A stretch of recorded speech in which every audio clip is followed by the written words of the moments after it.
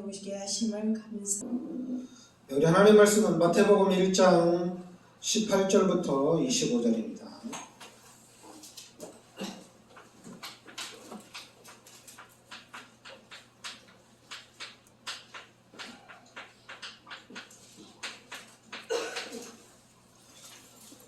마태복음 1장 18절부터 25절 같이 우리 합독하겠습니다. 예수 그리스도의 나심은 이러하니라. 그의 어머니 마리아가 요셉과 약혼하고 동거하기 전에 성령으로 잉태된 것이 나타났더니 그의 남편 요셉은 의로운 사람이라. 그를 드러내지 아니하고 가만히 끊고자 하여 이 일을 생각할 때 주의 사자가 현몽하여 이르되 다윗의 자손 요셉아 내 아내 마리아 데려오기를 무서워하지 말라. 그에게 잉태된 자는 성령으로 된 것이라. 아들을 낳으리니 이름을 예수라 하라. 이는 그가 자기 백성을 그들의 죄에서 구원할 자이심이라 하니라. 이 모든 일이 된 것은 주께서 선지자로 하신 말씀을 이루려 하심이니 이르시되 보라 처녀가 잉태하여 아들을 낳을 것이요 그의 이름은 임마누엘이라 하리라 하셨으니 이를 번역한즉 하나님이 우리와 함께 계시다 하니라. 요셉이 잠에서 깨어 일어나 주의 사자의 분부대로 행하여 그의 아내를 데려왔으나 아들을 낳기까지 동침하지 아니하더니 낳음에 이름을 예수라 하니라. 아멘.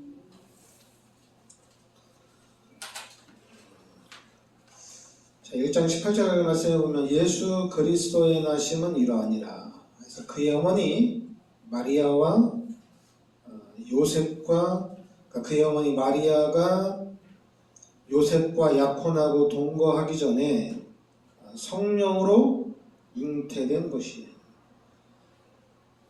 그러니까 마리아가 약혼하고 동거하기 전에 성령으로 마리아에게 잉태가 됐다는 얘기죠. 그런데 19절에 그의 남편 요셉은 의로운 사람이라. 그를 드러내지 아니하고 가만히 끊고자 하여 이 일을 생각할 때 주의 사자가 현몽하여 이르되 다윗의 자손 요셉아 내 아내 마리아 데려오기를 무서워하지 말라. 그에게 잉태된 자는 성령으로 된 것이다. 그러니까 요셉이 마리아하고 결혼하기도 전에 마리아가 잉태를 했으니까 요셉은 이제 끊으려고 한 거죠. 그런데 주의 사자가 요셉에게 나타난 거죠. 그러니까 주의 사자가 요셉에게 현몽하여 내 아내 마리아 데려오기를 무서워하지 말라. 그에게 잉태된 자는 성령으로 된 것이라.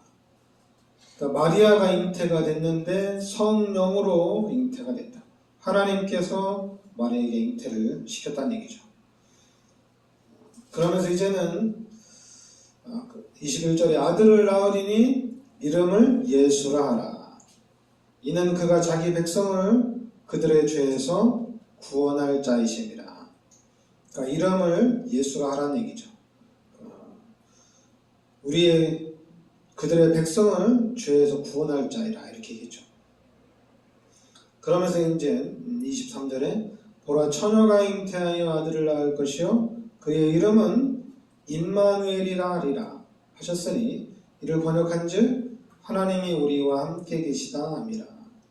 그러니까 여러분 여기 보라 처녀가 잉태하여 아들을 낳으리니 그러니까 처녀가 마리아 동정녀 마리아가 잉태해서 아들을 낳았다는 얘기입니다.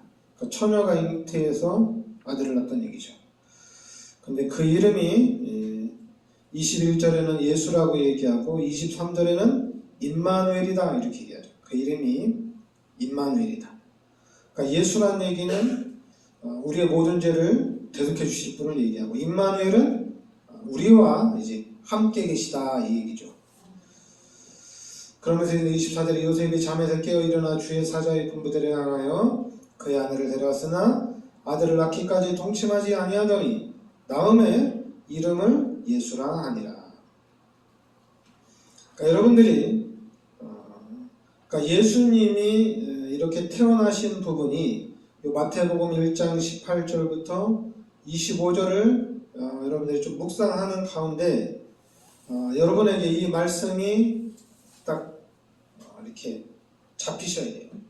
왜냐하면 이 중요한 게 이 말씀에 보면은 이 성령으로 잉태했다는 얘기입니다.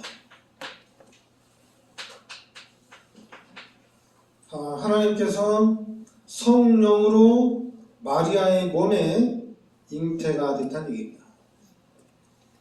그런데 성령으로 잉태가 됐는데 중요한 건 이 마리아가 바로 처녀가 잉태하여 아들을 낳아요.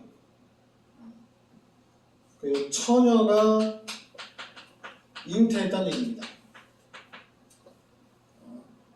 처녀는 우리가 이제 다른 말로 얘기하면은 동정녀 마리아가 잉태를 했다는 얘기입니다. 처녀가 잉태해서 아기를 낳았다는 얘기죠.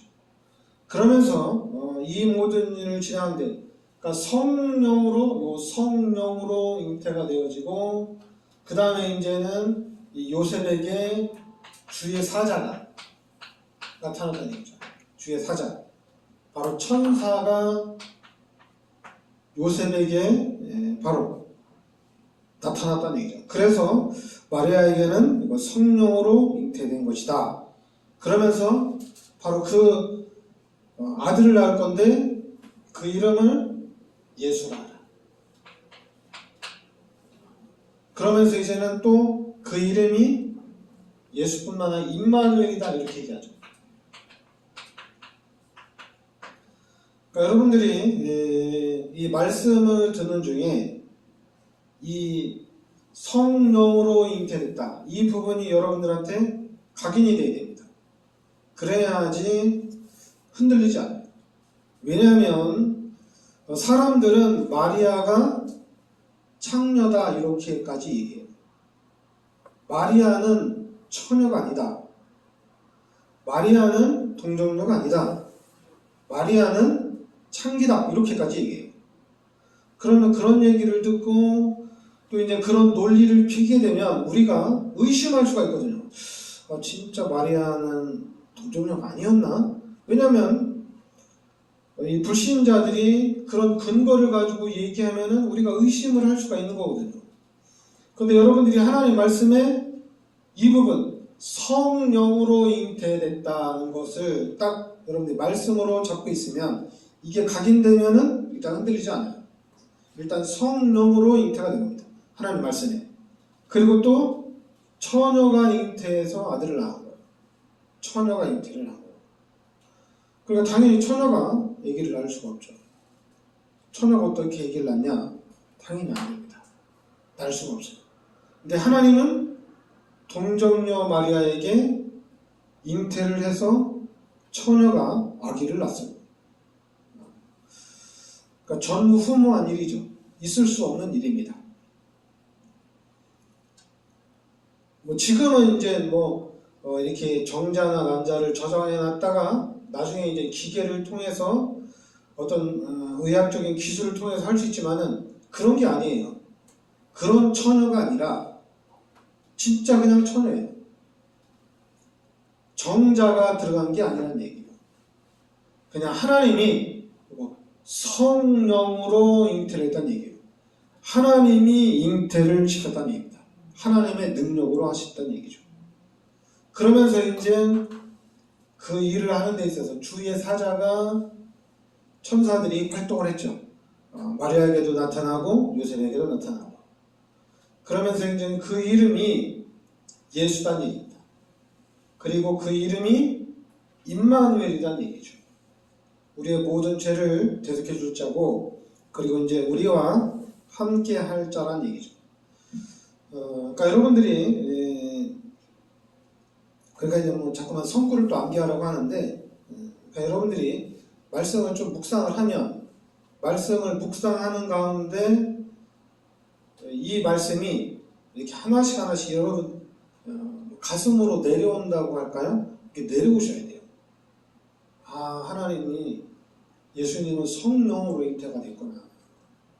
그리고 말씀을 딱 보고 말씀에 처녀가 잉태해서 아들을 낳구나. 이렇게 딱 기억이 돼야 됩니다. 그래서 말씀이 여러분에게 딱 내려와야 돼요. 다른 게 내려오면 안 되고 이 내용이 내려와야 되는데 이 내용에 대한 이 말씀이 여러분에게 각인이 딱 돼야 됩니다. 그리고 불신자들이 아무리 공격을 해도 괜찮아요. 막 여러분에게 야 천국 어떻게 얘기를 하냐, 야 웃긴 소리 하지 마라, 성경에 나와 있다, 성경은 너네들이 만든 책 아니냐, 뭐 이렇게 막 공격할 수 있어요. 그러면 그럼 우리가 그 사람들에게 우리가 어떻게 말을 해줘야 되냐, 중요하지 않아요. 그런 건 하나도 안 중요해요. 그냥 알고만 있으면 돼요. 여러분들이 그것도 그냥 알고 있는 것이 아니라 하나님의 말씀을 기억하고 딱 알고 있으면은 불신자가 아무리 공격해도 괜찮아요. 오히려 반대로 그 사람이 불쌍하게 따르면 하나님 저 영혼도 예수 믿어야 되는데 하나님 저 영혼에게 역사해달라고, 뭐 설명을 못해서 그 사람에게 잘 얘기를 못해서 내가 참 너무 성경이 부족하다, 내가 너무 지식이 없다, 이런 게 아니에요. 근데 우리는 자꾸만 막 불신자들이 공격하면 막 의심하고 불신앙하고 아니면은 나는 왜 이럴까 자꾸 이러잖아요, 그죠? 그렇게 빠지지 않기 위해서 여러분들이 이 말씀 마태복음 1장 18절부터 23절에 이 말씀을 여러분들이 묵상하는 가운데 성령으로 잉태됐고 마리아는 처녀였구나, 이것이 여러분들에게 확실하게 말씀으로 각인이 딱 되셔야 됩니다. 그리고 그 이름은 예수인데 바로 이분이 진짜 우리의 구원자라는 얘기입니다. 그리고 임마누엘. 여러분 불신자들이 공격할 때 야 예수님이 하나님이라며, 예수님이 그럼 왜 십자가에 달려 죽으셨냐? 하나님이 왜 십자가에 달려 들어가셨고 그냥 구원하면 되지. 여러분 이렇게 공격하면은 또 불신앙이 들어오게 돼 있어요. 그렇지, 하나님이 왜 십자가에 달려 들어가시지? 그런 의문점들이 평신도로서는 생길 수가 있어요. 근데 여러분들이 하나님 말씀에 하나님 예수님을 이 땅에 보내셨는데 그 예수님이 나의 구원자다, 말씀에 나와 있으니까 그 말씀을 여러분이 딱 기억하고 있으면은 흔들리지 않는다는 얘기입니다. 한마디로 여러분들이 이렇게 말씀으로 답을 딱 내고 있어야 돼요. 그래야지 이겨나갈 수가 있어요. 그렇지 않으면은 방황을 합니다. 한마디로 이제 세상 말로 중구난방이에요. 막 헷갈려요. 이래야 될지 저래야 될지 잘 몰라요. 그러면 시작을 잘하면 돼요. 시작을 잘하는데 여러분 시작은 어떻게 하냐면은 다른 걸 하면 안 돼요. 요 그림으로 여러분이 시작을 해야 돼요. 그러니까 여러분 이 죄 때문에 죄로 인해서 하나님이 떠난 거예요. 그러니까 우리 인간은 임마누엘 하나님과 함께 살아야 돼요. 예수님이 이 땅에 오신 목적이 우리와 함께 있기 위해서 온 겁니다. 그러니까 원래 인간은 하나님과 함께 살도록, 하나님과 같이, 하나님과 함께 살도록 창조가 된 거예요. 그런데 이 죄로 인해서 하나님이 떠났다는 얘기예요. 하나님이 떠났으니까 하나님을 만나야 되는데 하나님을 어떻게 만나느냐? 못 만나죠. 근데 하나님이 우리 인간을 살려야 되는데 하나님이 그냥 찾아오면 안 돼요. 하나님이 우리 인간에게 그냥 찾아오면은 우리 인간은 심판받고 지옥 가야 돼요. 그런데 하나님이 오늘 말씀대로 그리스도를 먼저 보내주셨어요. 바로 예수님을 먼저 보내주셨다는 얘기입니다. 그래서 예수님을 이 땅에 보내주셔서 십자가에서 이 죄 문제를 해결하신 겁니다. 그리고 우리가 짓는 이 자범죄도 십자가에서 다 끝내신 거예요. 그런데 다 끝내시고 이제 이 예수님이 나에게 여러분에게 찾아오신 거예요. 그래서 우리 찾아오신 예수님을 내 마음에 영접한 겁니다. 그래서 이제는 하나님이 함께하는 축복이 이렇게 회복이 된 거예요. 그러니까 내가 죄인인 내가 마귀의 자녀인 내가 하나님을 찾아가는 것이 아니라 왜냐하면 찾아갈 수가 없죠. 내가 만약에 하나님을 찾아서 하나님을 만나면 그 죄값으로 나는 심판받고 멸망받아야 돼요. 그런데 하나님이 그리스도를 이 땅에 보내주셔서 예수님을 이 땅에 보내주셔서 모든 죄를 대속해 주시고 그리고 우리는 못 찾아가니까 하나님이 여러분에게 찾아오셨다는 얘기예요. 그래서 이제 우리가 얘기할 때 은혜라고 얘기하는 겁니다. 은혜라고. 이 구원이 은혜다. 은혜는 뭐냐면 선물이라는 얘기입니다. 내가 받을 자격이 있거나 내가 어떻게 해서 받아낸 게 아니라 하나님이 나에게 선물로 주셨다는 얘기예요. 그렇죠? 이 상태에서는 받을 수가 없죠. 받으러 갈 수도 없고. 근데 하나님이 선물로 나에게 주셨다는 얘기입니다. 그럼 우리가 이렇게 신앙생활하는 삶 자체도 하나님이 나에게 은혜로 주셨다는 얘기예요. 하나님의 은혜라는 얘기입니다. 그러니까 가르쳐서 그러니까 예수 믿는 거, 우리가 구원받는 거, 또 복음을 깨닫는 이런 모든 것들이 은혜라는 얘기입니다. 불신자들도 성경을 보고 또한 이 사실을 알고 나도 예수 믿겠다 하고 교회를 나올 수가 있어요. 그러나 그거는 사단이 만들어 놓은 종교생활이라는 얘기입니다. 이건 종교생활이에요. 종교. 근데 우리는 하나님이 찾아오신 거잖아요. 복음이란 얘기입니다. 하나님이 찾아오셨으니까. 그러니까 하나님이 나에게 찾아오셔서 하나님이 나에게 은혜를 주셨다는 얘기예요. 그래서 하나님이 나에게 이 복음을 또 지금 가장 큰 선물은 뭐냐? 이 복음을 하나님이 깨닫게 하셨다는 얘기예요. 이게 엄청난 거예요. 하나님이 주시고 하나님이 깨닫게 한 거예요. 그래서 우리는 그 부분에 대한 증인으로 이렇게 서는 겁니다. 근데 지금 기독교인들의 삶은 종교 생활에 대한 증인이에요. 종교성이 너무 많아요. 그래서 기독교는 뭐라고 합니까? 사랑이 없다. 예수 믿는 사람들이 사랑이 없다. 이렇게 얘기하죠. 왜 그러냐면 종교 때문에 그래요. 예수님은 나 같은 죄인을 구원하시기 위해서 인간의 몸을 입고 이 땅에 오셔서 십자가에서 나의 모든 죄를 대속해 주시기까지 하면서 나를 사랑하셨는데 우리는 그게 아닙니다. 왜 그러냐면은 여러분들이 이렇게 신앙생활을 할 수 있는 거나 나의 나된 것은 전체가 다 하나님의 은혜라는 얘기입니다.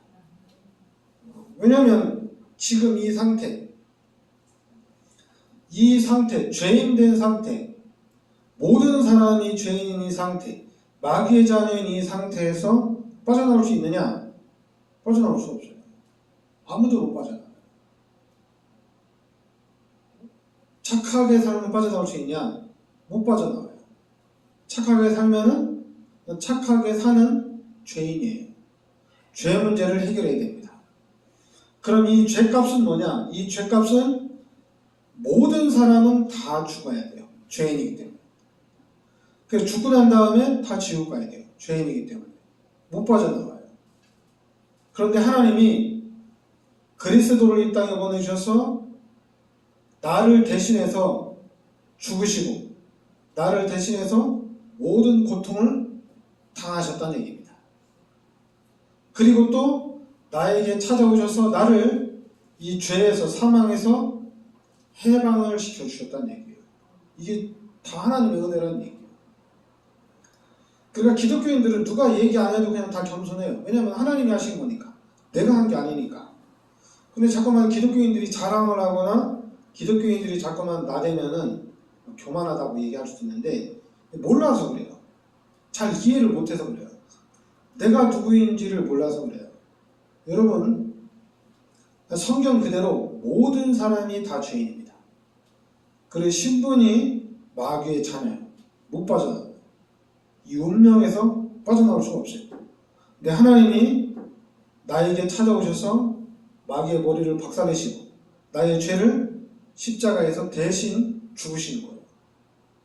그래서 우리가 그리스도 예수의 은혜로 구원을 받은 거예요. 은혜로. 그러니까 은혜로 구원을 받고 또 이제 은혜로 예수가 그리스도라는 복음까지 깨달은 거예요. 이게 은혜로 깨달은 거예요. 은혜로. 그러니까 하나님이 나에게 은혜를 주셨으니까 나도 이 은혜를 다른 사람들한테 이렇게 나눠주면 돼요. 은혜를 나눠주면 돼요. 그리고 또 이제 더 중요한 거는 성경에 보니까 하나님은 능력이 있어요. 그러니까 그 하나님의 능력으로 이제 사람들을 하나님 우리와 함께 하시잖아요. 하나님 내 안에 함께 하시니까 그 하나님의 능력으로 다른 사람들을 보호해주는 그런 보호자의 역할을 우리 기독교인들이 하는 겁니다. 참 불신자처럼 썩을 놈, 불신자처럼 악한 놈, 쟤는 막 지옥에 나가야 된다. 근데 우리 기독교인들은 아니잖아요. 우리 기독교인들은 원래 인간은 하나님의 형상대로 하나님과 함께 살도록 창조가 됐는데 하나님 죄짓고 하나님 떠나고 마귀가 들어오면서 사람이 마귀의 종로로 타는 삶으로 바뀐 거구나. 그러면 이제 내가 저 사람을 붙잡고 있는 귀신을 내가 쫓아내면 되겠다. 예수 그리스도 이름으로 귀신을 쫓아내는 거예요. 언제까지? 그 사람이 구원받을 때까지. 왜냐하면 구원은 하나님의 은혜거든요. 내가 잘해서 저 사람이 교회를 나오면은 그건 이제 종교 생활이거든요. 그런데 종교와 다르게 이 구원은 하나님이 은혜를 주셔야 되는 거기 때문에 하나님이 선물로 줘야 되는 거기 때문에 그때까지 우리가 도와주는 거예요. 그때까지 우리가 신앙생활의 본을 보여주는 거예요. 그래서 예수 믿는 사람들은 역시 다르다. 교회 다니는 사람 역시 참 사랑이 많다. 교회 다니는 사람들은 진짜 능력도 많더라.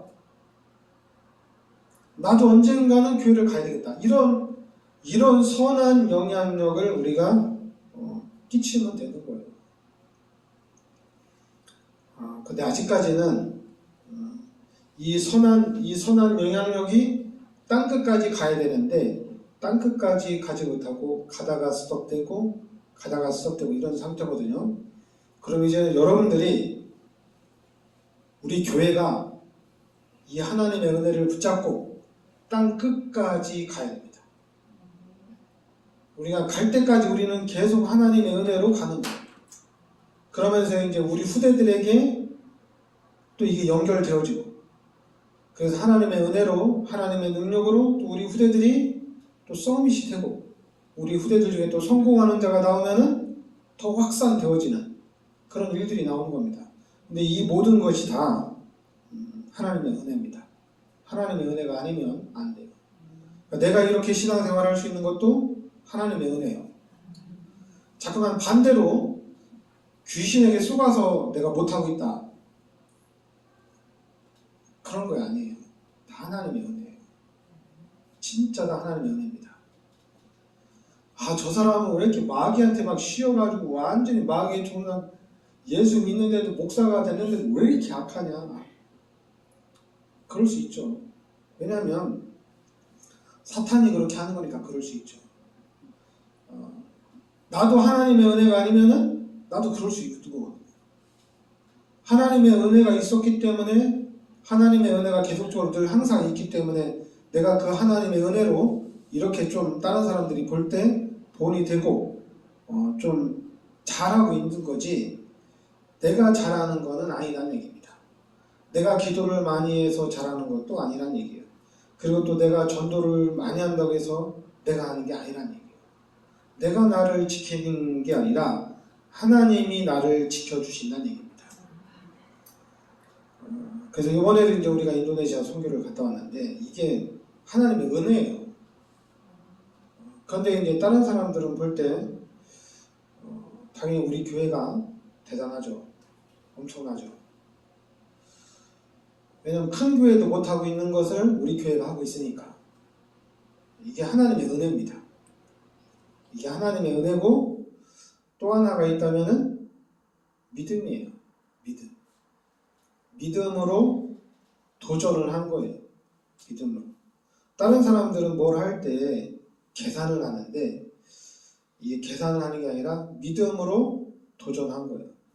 그러니까 하나님은 또 기뻐하시고, 저도 지금 제가 3개월에 한 번씩 인도네시아 캠프로 가는데, 제가 볼 때 저도 이해가 안 돼요. 저도 이해가 안 돼요. 왜냐하면 경제가 어떻게 되는지 갈 수 없는, 다른 사람들은 이런 형편에는 못 갑니다. 그리고 또 이런 형편인데 가는 사람 보면은 그런 좀 잔머리를 쓰는 사람인데, 저는 그런 것도 아니고 하나님이 은혜를 주시고 하나님이 하시는 것 같아요. 그러니까 저는 하나님이 은혜를 주시고 하나님이 하시니까 또 하는 거고. 그래서 우리 교회가 진짜 하나님의 은혜로 충만한 교회, 성령 충만한 교회. 그러면 누가 와도 돕고 기다려주고 살릴 수가 있어요. 재촉할 필요가 없어요. 재촉한다는 것 자체가 하나님의 은혜를 모르는 거거든요. 하나님이 하셔야 되는 건데, 그때까지는 우리가 기다려주고, 또 우리가 좀 할 수만 있다면은 기도해주고, 왜냐하면 중보기도 해주고, 그런 거 하나님 엄청 기뻐하시거든요. 우리가 중보기도를 해주면은 하나님 진짜 기뻐하십니다. 잠깐만 우리가 이제 착각을 해서 내가 응답받고 내가 증거 있어가지고 그걸 가지고 사람들을 또 끌어모으고, 하나님 그런 걸 좋아하지 않아요. 왜냐하면 하나님이 하시는 걸 하나님은 좋아하지, 우리가 능력으로 하는 걸 좋아하지 않아요. 우리가 능력으로 하는 거는 종교생활이거든요. 그러니까 교회가 종교생활 때문에 많이 힘들어하고 또 세상에 또 빛을 발할 수가 없어요. 왜냐하면 종교는 빛을 발할 수 있는 게 아니잖아요. 하나님의 영광이 나타나지 않습니다. 근데 복음은 달라요. 복음은 하나님의 영광이 나타나고, 복음은 모든 사람이 행복하고 기쁘고 즐겁고 좋은 거예요. 그러니까 우리는 이 복음으로 간다는 얘기입니다. 그래야지 진짜 수많은 사람들을 살릴 수가 있습니다. 하여튼 여러분과 제가, 또 여러분들이 기도해 주셔서 이번에도 인도네시아 캠프 잘했고, 그리고 또 작년에 갔다 와서 이제 교회가 세워지고 올해 가서 이제 교회를 보니까 목사님들 너무 좋은 거예요. 너무 기쁘고 즐겁고. 그래서 목사님들이 또 내년 5월에 또 간다고 너무 좋으니까, 교회가 세워져서 막 이렇게 복음운동이 일어나고, 또 현장에서도 또 그런 핍박 속에서도 말씀운동이 일어나는 게 너무 좋으니까 내년 5월에 또 가겠다고, 그리고 또 헌신도 하겠다고 그렇게 하시는데, 하여튼 여러분들이 기도해 주셔서 여러분들이 기초가 된 겁니다.